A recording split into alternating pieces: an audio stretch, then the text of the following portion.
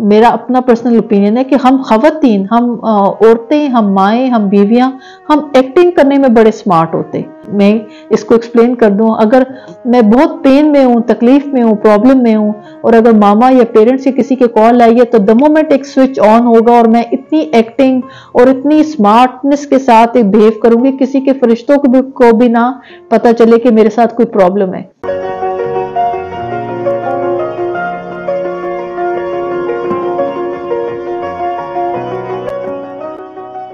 बिस्मिल्लाहिर्रहमानिर्रहीम। तुर्की से अस्सलाम वालेकुम। मेरा नाम है Maliha Arif. Welcome to my YouTube channel.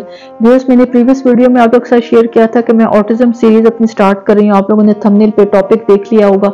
आज ऑटिज्म जो मेरी सीरीज है उसकी फर्स्ट एपिसोड है और मैं आप लोगों के साथ शेयर करूंगी कि मैंने अपनी ये जो पेन है, अपनी तकलीफ है, अपने बेटे की जो प्रॉब्लम है, आप लोग के साथ शेयर करने का क्यों सोचा। तो थोड़ा सा मैंने सोचा इस टॉपिक को एक्सप्लेन करने की ज़रूरत है, तो आज इस टॉपिक पे बात होगी और वीडियो स्टार्ट करते हैं। अभी तक आप लोगों ने मेरी इस वीडियो को लाइक नहीं किया तो लाइक का बटन दबा दें, मेरे चैनल को सब्सक्राइब करना ना भूलें और आखिर में नोटिफिकेशन का बटन दबा दें ताकि मेरी नई आने वाली वीडियो सबसे पहले आपको मिले। तो सबसे पहले मैंने आप लोगों से कहा था कि मैं अपनी यूट्यूब चैनल के बनाने की रीज़न भी स्टार्ट करूंगी। एक्चुअली जब मैंने स्टार्ट में अपना यूट्यूब चैनल बनाया तो जिस तरह अपनी प्रीवियस वीडियो में बता चुकी हूँ कि मेरे हस्बैंड का टर्की से रिलेशनशिप काफ़ी पुराना है। इट्स बीन लाइक उन्होंने अपनी एजुकेशन साइप्रस से ली। 1993 से इनका जो काम बिजनेस है वो टर्की से चलता रहा।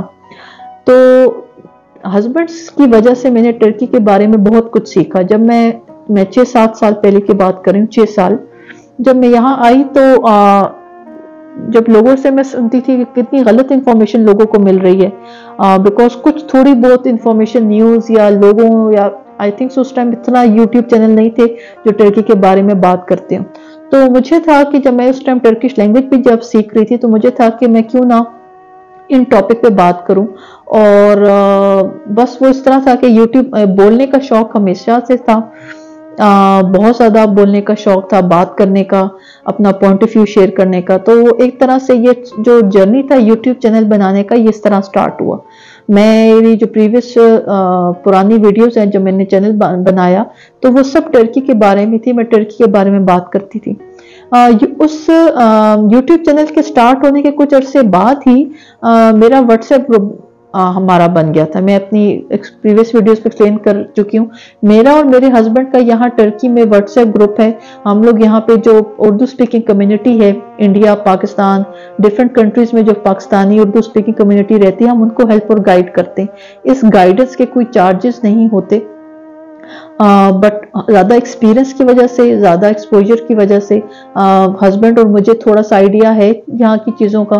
तो ग्रुप इस तरह है कि एक जेंट्स और लेडीज़ का एक सेपरेट ग्रुप है और जो कि सेपरेट सिंपल लेडीज़ का ग्रुप सेपरेट है। तो ये ग्रुप उस तरह बना, मैं अपने लोगों का से मिलना जुलना स्टार्ट हुआ, बेटे की प्रॉब्लम का पता चला, मैंने लोगों के साथ शेयर किया। तो इस व्हाट्सएप ग्रुप के थ्रू बहुत ज़्यादा लोगों की मैं एक माँ होते हुए अपने बेटे के लिए क्या दुआ करती होंगी, जो लोगों की दुआएं मुझे मिली। बिकॉज हम थोड़ा सा कोई हेल्प करते थे तो लोग बहुत ज़्यादा रिगार्ड करते थे, बहुत ज़्यादा रिस्पेक्ट देते थे। जो कोई उम्रे पे जाता, हज पे जाता, कितने लोग बेटे के लिए आबे ज़मज़म भेजते, गिफ्ट करते। तो एक सिलसिला चलता रहा और अल्हम्दुलिल्लाह अल्लाह का शुक्र है कि एक कम्युनिटी बनी। बट मैं जो एक सहारा, एक तसल्ली थी कि लोगों ने बहुत दुआएं दी। तो ये एक्चुअली यूट्यूब का जो जर्नी और सफ़र था ये इस तरह रहा। अल्हम्दुलिल्लाह अल्लाह का शुक्र है, मैं, मेरी फैमिली, मेरे हस्बैंड फाइनेंशियली स्टेबल हैं, बेटा अपनी थेरेपीज ले रहा है, मेडिसिन चल रही है, सब कुछ ट्रीटमेंट चल रहा है। इस टाइम मुझे ऐसा नहीं कि मुझे कोई फाइनेंशियल प्रॉब्लम है, बट माँ होते हुए मुझे था कि अब जब लेटर ऑन मुझे रियलाइज हुआ, मुझे नहीं पता था कि मेरा यूट्यूब चैनल इस लेवल पर जाएगा कि एक उसको इतने फॉलोअर्स उसके हो जाएंगे या उतने उसकी इतनी एक रीच हो जाएगी कि वो एक चैनल की एक सोर्स ऑफ इनकम बनेगा। मुझे इस बात का डिटेल्स का नहीं पता था कि यूट्यूब से आप अर्न भी कर सकते हैं। जब आहिस्ता आहिस्ता चीजें बढ़ती शुरू हुई तो मुझे था, माँ होते हुए मेरी हमेशा डिजायर रही कि मैं अपने बेटे के लिए हर ट्रीटमेंट, जो चीज मुझे मिले मैं उसको अवेल कर सकूं।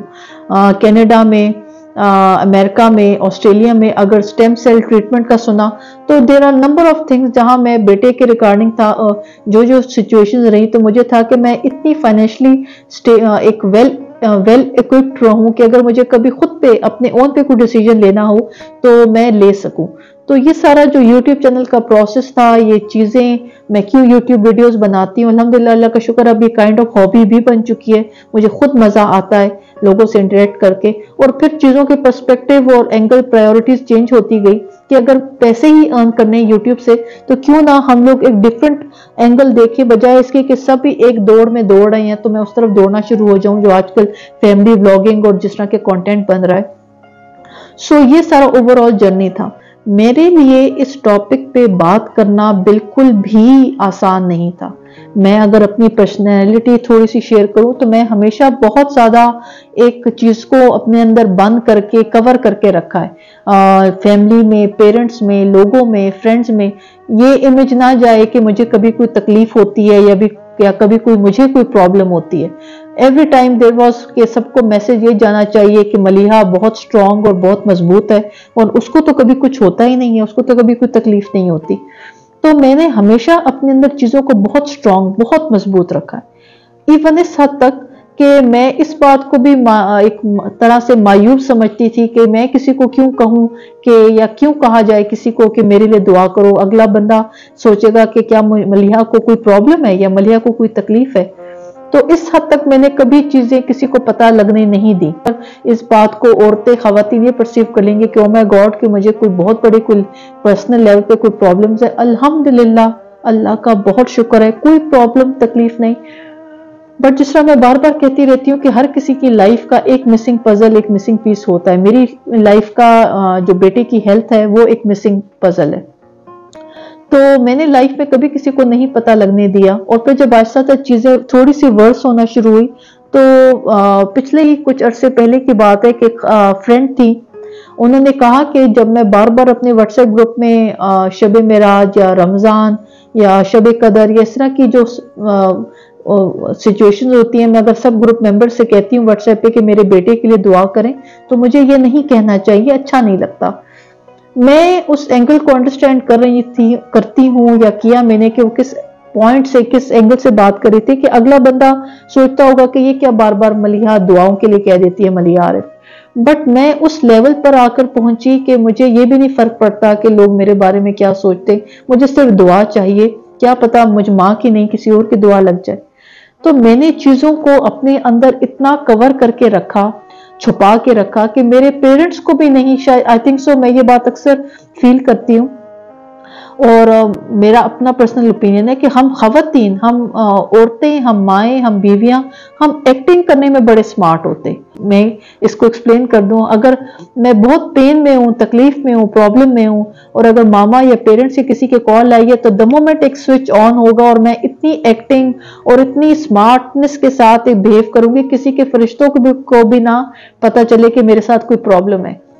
तो मैंने चीजों को लोगों से छुपा कर, एक तरह से आप लोग कह सकते हैं झूठ बोलकर, मैंने चीजों को कभी किसी के अपने सराउंडिंग में लोगों को नहीं पता लगने दिया। इवन अपनी फैमिली में भी कि मैं अगर किसी पेन या तकलीफ से गुजर रही हूँ तो मैं ज्यादा सफर कर रही हूँ, अब मेरी बस हो रही है। तो मेरे लिए इस टॉपिक पे यूट्यूब पर आके बात करना इतनी ज्यादा एक इतना ज्यादा एक्सपोजर है, इतने ज्यादा लोग मुझे सुनेंगे, मेरे लिए ये डिसीजन आसान नहीं था। और फिर मेरे लिए सबसे ज्यादा अनकंफर्टेबल बात ये भी थी कि मेरी सारी वीडियोस मेरी पेरेंट्स, मेरी मदर देखती हैं।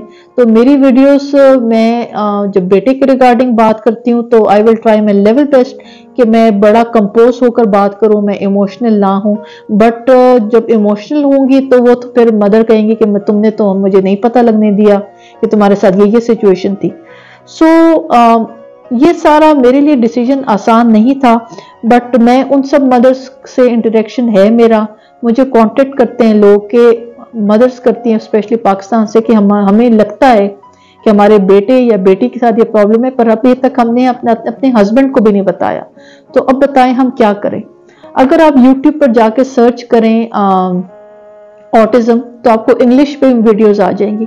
आप ऑटिज्म उर्दू या ऑटिज्म पाकिस्तान लिखें तो आपको डॉक्यूमेंट्रीज या डॉक्टर्स की डिटेल्स मिल जाएंगी। एक पर्सनल प्राइवेट लेवल पर एक माँ जो एक अपने पाकिस्तान में किसी घर में बैठ के सफर कर रही है, तकलीफ में है, वो अपनी पेन और तकलीफ को कहां से और किस तरह रिलेट करे। तो मेरा ये सारा डिसीजन इस वजह से था कि मैं लोगों को गाइड कर सकूं। एंड अगेन, खुदा ना खास्ता इस टॉपिक पे या बेटे पे बात करने का मकसद ये नहीं है कि मैं अपनी बेटे की तकलीफ या इस टॉपिक को कैश करवाना चाहती हूँ। ये एक सीरीज होगी, डिफरेंट एपिसोड्स पे बेस होगी। मैं इस टॉपिक पे बात करूंगी और ये बात वहां जाके खत्म हो जाएगी। मैं काफी और मदर्स को सोशल मीडिया पे फॉलो करती हूँ जो इसी पेन तकलीफ से गुजर रहे हैं। तो लोग तो उस बात करने से पहले सोचते ही नहीं है। एक मदर थी जिनका मैंने कहा कि उनके कमेंट्स पढ़े, जहां पे वो एक्सप्लेन करी थी लोगों को, और फिर अपनी स्टोरी पे इंस्टाग्राम पे, कि लोग कहते हैं, मुझे ब्लेम करते हैं कि मैं अपने बेटे का बार बार चेहरा, नाम या जिक्र इस वजह से लेकर आती हूँ ताकि मेरे बेटे से मुझे शोहरत मिलती है। तो हमारा माशरा, हमारी सोसाइटी बात करने से पहले नहीं सोचते कि वो क्या बात कर रहे हैं, या आई थिंक सो उनको पता होता है क्या बात कर रहे हैं, किस टाइम या किस तरह बात करनी होती है। हमारे माशरे में इस बात को नहीं सिखाया गया। हम फौरन से एक बात कह देते हैं बगैर सोचे समझे, और उसका इम्पैक्ट नहीं जानना चाहते कि अगले पर क्या होगा। अगर मैंने लोगों से ये सुना कि शुक्र करो तुम्हारा बेटा गूंगा बहरा तो नहीं, या किसी ने कहा कि क्या तुम्हारा बेटा सेंटर में रहता है, इस तरह के डिफरेंट मल्टीपल सिचुएशन जहां पे मैं बहुत स्ट्रांग और मजबूत हूँ, बट जब बच्चों पे, स्पेशली जो बच्चा बीमार हो, उस पे बात आ जाए और फैमिली पे बात आ जाए, तो मैं फिर ज्यादा वर्स शेप आ जाती है मेरी। तो मुझे था कि अगर मैं यूट्यूब पे बात करूंगी और लोग अगर मुझे इस तरह की बातें करेंगे तो मैं किस किस को चुप कराऊंगी और मैं गुस्से में किस किस को जवाब दूंगी। But I think so spiritually, emotionally, psychologically मैंने ग्रो किया। आई थिंक सो इस लेवल पर आकर मुझे ये वीडियोस बनानी थी, बिकॉज ये जो मैंने चैनल बनाया था उसके कुछ अर्से बाद ही मैंने सोच लिया था कि मैं इस टॉपिक पे बात करूंगी, पर मेरे अंदर हिम्मत नहीं थी। इस हिम्मत को इकट्ठा करते करते मुझे 2 साल लग गए, डेढ़ 2 साल लग गए।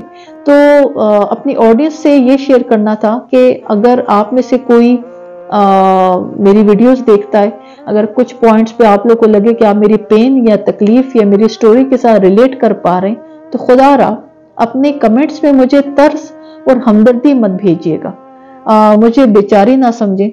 जब कभी मेरा जिक्र या बेटे का जिक्र आप लोग के दिमाग में आता है तो सिर्फ दुआओं में याद रखें, बट मुझे प्लीज कमेंट्स में को हमदर्दी, तरस नहीं चाहिए। इस फीलिंग से बचने के लिए मैंने कभी अपनी लाइफ की प्रॉब्लम्स या प्रॉब्लम लोगों से नहीं शेयर की, लोगों को नहीं पता लगनी दी, बिकॉज लोग जब एक टिपिकल स्टेटमेंट पास कर देते, ओह बेचारी देखो इसके 3 बेटे हैं और तीनों बेटों का उसने सुख ना लिया, एक बेटा बीमार है, तो लोग बात करने से पहले नहीं सोचते। बट आई थिंक सो मैं अब उस लेवल पर शायद आ चुकी हूँ कि लोग मेरे बारे में क्या सोचते समझते हैं, एंड मैं अज्यूम कर रही हूँ कि इंशाल्लाह ताला लोगों के अगर इस तरह के कोई कमेंट्स होंगे भी तो मैं रिएक्ट नहीं करूंगी या मैं फील नहीं करूंगी, मैं ये अज्यूम कर रही हूँ। बट लोग आपकी वो एक दुखती रग जाकर पिंच करते हैं कि आपको अंदाजा नहीं होता कि ओके ये एस्पेक्ट भी, एक्चुअली वो एस्पेक्ट हम लोगों से रिलेट नहीं कर पा रहे होते, बट आप को तकलीफ इस बात पर होती है कि दुनिया इस एंगल से भी सोच सकती है। जिस तरह एक सिचुएशन थी, जिस तरह मेरा व्हाट्सएप ग्रुप है, मैं अपने ग्रुप की एक एडमिन हूँ, तो एक हमारे इधर टर्की में, इस्तांबुल में different Pakistani Urdu speaking community की गेट टुगेदर्स, मीटअप होते रहते हैं। एक खातून ने अपने घर पे मीटअप रखा। टर्की में इतने बड़े घर नहीं होते, छोटे अपार्टमेंट सिस्टम होता है, और फिर इस छोटे अपार्टमेंट सिस्टम में इतने ज्यादा लार्ज स्केल पे लोगों को बुलाना और घर में खुद खाना बनाना ये आसान नहीं था। तो उन्होंने लोगों को इन्वाइट किया, खवातीन को, फैमिलीज को, हमने एंजॉय किया। उसके बाद एक डिस्कशन स्टार्ट हुई कि मलिहा आरिफ जो एडमिन है वो अपने घर पे लोग क्यों नहीं इन्वाइट करती, बुलाती। जहां मैंने लोगों से अपनी प्रॉब्लम शेयर करती हूँ, वहां लोगों को ये भी पता है कि मेरी रीजंस क्या हैं अगर मैं लोगों को अपने घर नहीं बुलाती। मैं मोस्टली पब्लिक जो एक इंटरेक्शंस हैं वहां मैं इतनी ज्यादा नहीं होती। मैं आगे फ्यूचर एक्सप्लेन करूंगी सारा, मैं अपनी लाइफ सारे प्रोसेस में कैसे मैनेज कर रही हूँ। तो मैंने लोगों को बड़ा ओपनली शेयर किया होता है कि तो बेटा डाइट पर है, उसकी बड़ी एक रिस्ट्रिक्टेड डाइट है। गेस्ट आएंगे, अगर केचप या जूसेस पड़े होंगे या कोल्ड ड्रिंक्स होंगे तो मैं अपने बेटे को कैसे रोक पाऊंगी। But beside all this diet problem, बेटा अगर हाइपर एक्टिव हो रहा है, वो चीख रहा है, वो शोर कर रहा है, वो जंप कर रहा है, तो गेस्ट या तो मुझे हमदर्दी से देखेंगे या फिर सवालिया नजरों से देखेंगे, तुम्हारे बेटा पागल तो नहीं है या उसको कोई प्रॉब्लम तो नहीं है। तो उस फीलिंग और उस तकलीफ से बचने के लिए मैंने अपने घर पे लोगों को नहीं बुलाती थी या नहीं बुलाती हूँ। इस सारे सिचुएशन के बाद एक आउटडोर मीटअप था। हम किसी पार्क में थे, कोई ईद का आई थिंक सो छोटी या बड़ी ईद थी, तो ऑफ कोर्स बच्चे मेरे साथ थे। यही बेटा बाहर जूसेस चिप्स वगैरह ले रहा था। इन सिचुएशंस में डॉक्टर ने कुछ मेडिसिन दी हुई हैं कि अगर बेटा डाइट को फॉलो नहीं करता तो अगर हाइपर होता है तो मुझे वो ये मेडिसिन देनी है, पर वो मेडिसिन बड़े मैं हर वक्त नहीं दे सकती बिकॉज उसके साइड इफेक्ट्स हैं। तो एक मीटअप था, हम सब बाहर एज फैमिली थे, मैं हस्बैंड बच्चे। तो खवातीन, और फिर वो भी अगर पाकिस्तान से बिलोंग करें, तो उन खवातीन ने एक एक चीज नोट की। मेरे कानों तक जो बात पहुंची कि मलिहा के बेटे को कोई प्रॉब्लम नहीं है, वो चिप्स भी खा रहा था, वो जूस भी खा रहा था, वो केक भी ले रहा था, वो सब चीजें खा रहा था। एक्चुअली शी डजंट वांट के उसके घर कोई आए। तो लोग, मैं इसी माशरे, इसी सोसाइटी में रहती हूँ। यूट्यूब से तो मेरा एक साइड लोगों को पता है जहां मैं अपना फेस शो नहीं करती और डिफरेंट टॉपिक्स पे बात कर रही हूँ। अब जब आहिस्ता आहिस्ता मैं ग्रो कर रही हूँ, जिस तरह मैंने कहा मैं व्लॉग्स शेयर करूंगी, मेरे व्लॉग्स में आप लोग फैमिली को देखेंगे, मेरे बेटे की प्रॉब्लम आप लोग के साथ शेयर कर रही हूँ। तो मैं इसी सोसाइटी और इसी माशरे में रहती हूँ और फिर लोगों की बातें सुनना और फिर उसको बड़ा रीजनेबली डाइजेस्ट कर लेना ये आसान बात नहीं है। तो ये छोटे छोटे एस्पेक्ट थे। ऐसा कतई बिल्कुल भी नहीं है, खुदा ना खास्ता ऐसा वक्त ना आए कि बेटे की प्रॉब्लम या बेटे की सिचुएशन कैश करवाने के लिए, या अनफॉर्चुनेटली ऑफ कोर्स जब मेरी वीडियोस देखी जाएंगी, व्यूज उसके ज्यादा होंगे तो YouTube will gonna pay me. But it's not like that कि मैं इसको, मेरा मिशन टारगेट ये है कि मुझे व्यूज ज्यादा लेने। मेरा मिशन टारगेट ये है कि मैं उन सब माओं को गाइड हेल्प करना चाहती हूँ जो इस प्रॉब्लम से गुजर रही हैं। मैं इस प्रॉब्लम से गुजर चुकी हूँ, मैं गुजर रही हूँ, और मैं ये कहती हूँ कि अल्लाह ताला ये तकलीफ, औलाद की तकलीफ स्पेशली किसी दुश्मन को भी ना दे। तो मैं एक प्रॉब्लम से जब गुजर रही हूँ तो मैं बड़ी एक रीजनेबल स्टेट में हूँ। अब जबकि मैं ट्रीटमेंट्स और थेरेपीज हर चीज से वाकिफ हूँ, आई नो, तो मैं बड़ी एक सही पोजीशन पे हूँ लोगों को गाइड करने के लिए। I am not a doctor, मैं ये डिस्क्लेमर अपनी वीडियोस में देती रहूंगी। बट यस, आपका जो पर्सनल एक्सपीरियंस है एंड मोस्ट इम्पोर्टेंटली इस सारे जर्नी में माओ को, पेरेंट्स को एक इमोशनल अटैचमेंट की, एक इमोशनल जहां वो रिलेट कर सके, ये बहुत ज्यादा जरूरी है। आपको इंडियन व्लॉगर्स, यूट्यूबर्स बहुत मिलेंगे जो फैमिली बेस्ड उन्होंने वीडियोस बनाई हैं अपने ऑटिस्टिक बच्चे के साथ, उनकी लाइफ किस तरह की है। पाकिस्तान में ऐसा कोई कंटेंट नहीं है। आपको इंस्टाग्राम पे, यूट्यूबर्स पे कुछ मदर्स मिलेंगी, बट वो इंग्लिश एक लैंग्वेज में है, एंड सेकेंडली इतना वो एक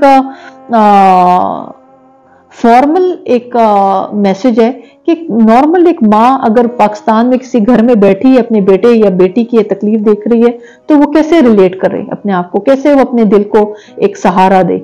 सिर्फ मेडिकल बातों से या थेरेपी से एक माँ के दिल को तसल्ली नहीं हो सकती। जब तक किसी एक माँ को हिम्मत करके अपना पर्सनल एक्सपीरियंस शेयर नहीं करेगी, अगली सब माओ को नहीं समझ आएगा कि आप अपनी इस तकलीफ में अकेले नहीं हैं। थोड़ा एक कमर कस लें, अपनी मजबूत हो जाएं। इतना भी ये मुश्किल नहीं है जितना आप समझ रहे हैं।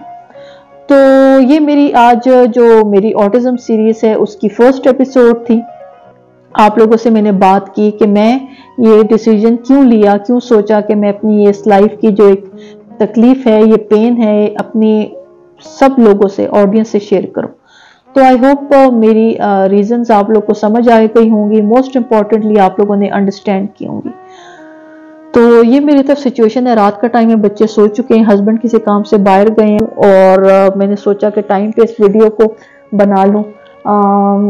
ये वीडियो मैं फेस टू फेस रखूंगी। यस ऑफ कोर्स मैं अपना फेस रिवील नहीं करूंगी, बट आई थिंक सो अगर मैं कोई बात एक्सप्लेन कर रही हूँ, करना चाह रही हूँ, तो आई थिंक सो एक थोड़ा एक साइकोलॉजिकल एस्पेक्ट है कि मुझे अपनी जो फीमेल ऑडियंस है वो सब माएँ, उनके सामने बैठ के बात करनी होगी। तो आई होप मेरा मैसेज आप सब लोग को पहुंच गया होगा। जी व्यूअर्स, बस ये आज की वीडियो थी मेरी, और मैं बस अब अपना खाना खाऊंगी।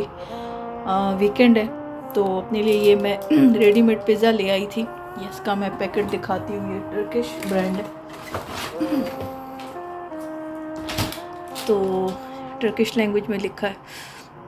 तो ये पिज़्ज़ा है, 2 पिज़्ज़ा थे इसके अंदर। तो ये मैं अपने लिए बेक करूँगी, भूख लगी है, अब खाना खाती हूँ। बाहर ये सिचुएशन है, ये कपड़े पड़े और ये बड़ा खूबसूरत रात का व्यू है।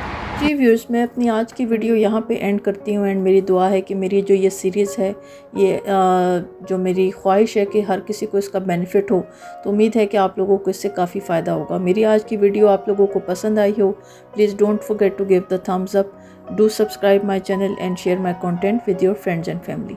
Thank you so much for watching. See you all in my next video. अल्लाह हाफिज़।